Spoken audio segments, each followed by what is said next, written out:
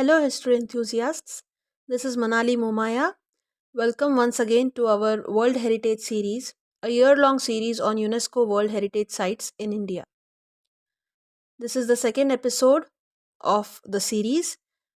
In the previous episode, we learned the definition of World Heritage and the history of how the World Heritage Convention came into being.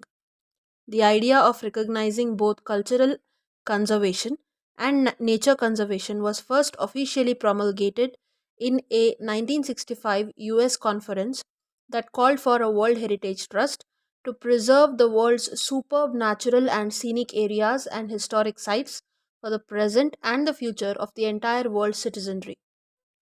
The International Union for Conservation of Nature promulgated similar proposals in 1968.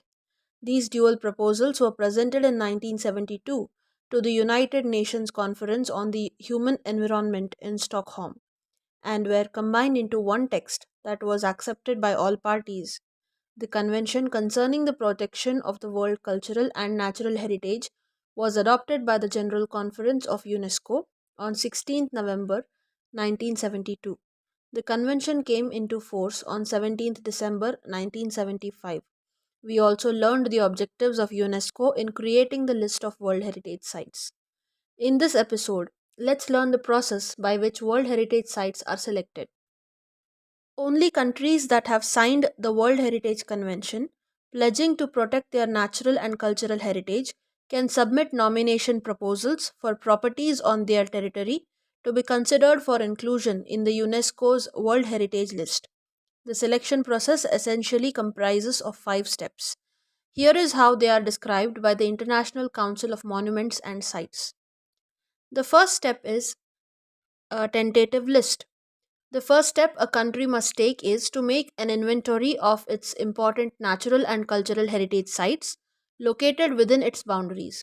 This inventory is known as the tentative list and provides a forecast of the properties that a state party may decide to submit for inscription in the next 5 to 10 years and which may be updated at any time.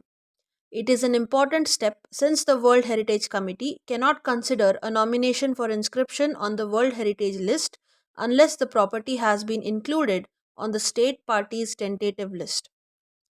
The second step is the nomination file. By preparing a tentative list and selecting sites from it, a state party can plan when to present a nomination file. The World Heritage Center offers advice and assistance to the state party in preparing this file, which needs to be as exhaustive as possible, making sure the necessary documentation and maps are included. The nomination is submitted to the World Heritage Center for review and to check it is complete. Once a nomination file is complete, the World Heritage Center sends it to the appropriate advisory bodies for evaluation.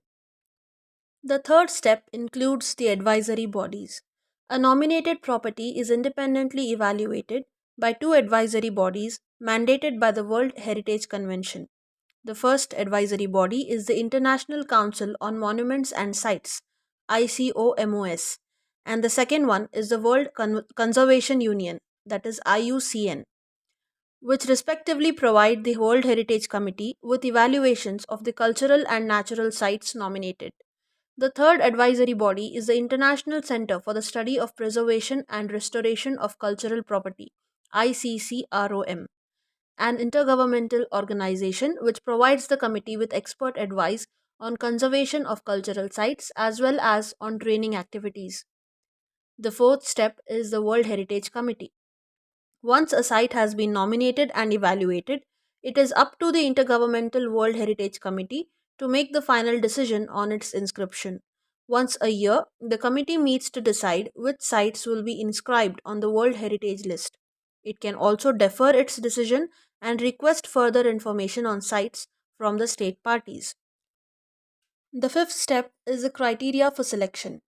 To be included on the World Heritage List, sites must be of outstanding universal value and meet at least one of the selection criteria. These criteria are explained in the operational guidelines for the implementation of the World Heritage Convention, which, besides the text of the convention, is the main working tool on World Heritage. The criteria are regularly revised by the committee to reflect the evolution of the World Heritage concept itself. Until the end of 2004, World Heritage sites were selected on the basis of 6 cultural and 4 natural criteria. With the adoption of the revised operational guidelines in 2005, only one set of 10 criteria exists. The first criteria is human creative genius. The site in question must represent a masterpiece of creative genius of the humankind. The second criteria is an interchange of values. To exhibit an important interchange of human values over a span of time or within a cultural area of the world, or on developments in architecture or technology, monumental arts, town planning, or landscape design. The third criteria is testimony to cultural tradition. The site should bear a unique or at least exceptional testimony to a cultural tradition or to a civilization which is living or which has disappeared. The fourth criteria is significance in human history.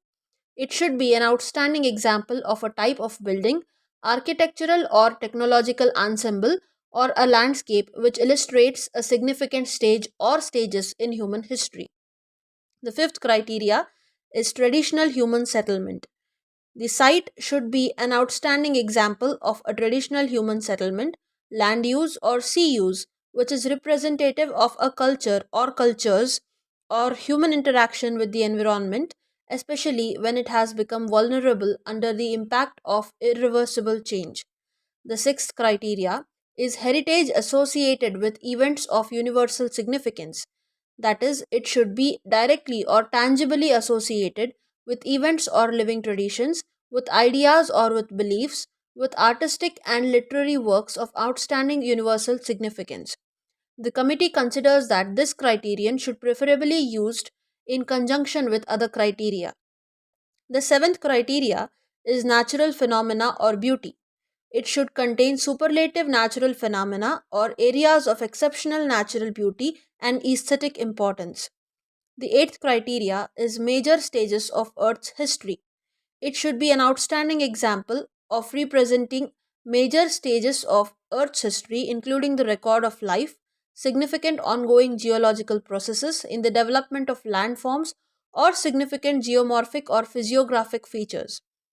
The ninth criteria is a significant ecological and biological processes to be an outstanding examples representing significant ongoing ecological and biological processes in the evolution and development of terrestrial, freshwater, coastal, and marine ecosystems and communities of plants and animals. The last criteria is a significant natural habitat for biodiversity. It should contain the most important and significant natural habitats for in situ conservation of biological diversity, including those containing threatened species of outstanding universal value from the point of view of science or conservation. If any nominated site passes one or more of these criteria, then it can be considered for the status of a World Heritage Site. Usually, the new designees are officially announced once a year after the annual meeting of the World Heritage Committee. In the recent years, this has occurred in late June or early July. As of now, there are 1154 World Heritage Sites in the world, of which 897 are cultural, 218 are natural, and 39 are mixed heritage sites. There will be more about the types of heritage sites in the coming episodes, so please stay tuned for more content. Like, share, and subscribe our YouTube channel. The links to our Facebook and Instagram page are also given in the description below. You can visit them at any time. And thanks for watching. Stay safe, stay blessed. Bye.